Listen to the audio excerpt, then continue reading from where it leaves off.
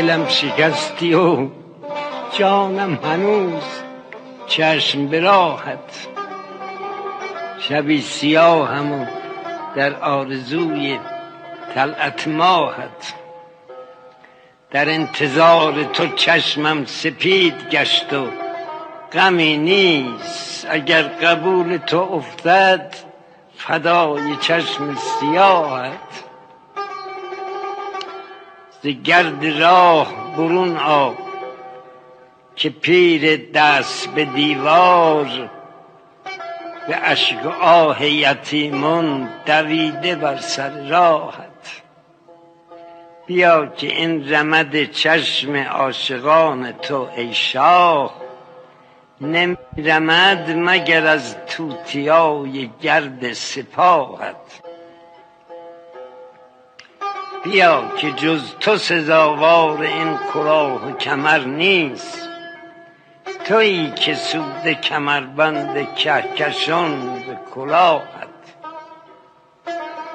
جمال چون تو به چشم و نگاه پاک توان دید. به روی چون منی الحق دریغ چشم و نگاهت. برو به کنج خراباتت ای ندیم گدایان. تو بختتون نه که راهی بود به خلوت شاهت. در انتظار تو میمیرم و در این دم آخر دلم خوش است که دیدم به خواب گاه به گاهت. اگر به باغ تو گل بردمید و من به دل خاک اجازتی که سری بر کنم به جای گیاهت. تنور سینه ما را ای آسمان به حذر باش که روی ماه سیه می کند به دوده آهت. کنون که می دمد از مغرب آفتاب نیابت چه کوه های سلاطین که می شود پر کاهت.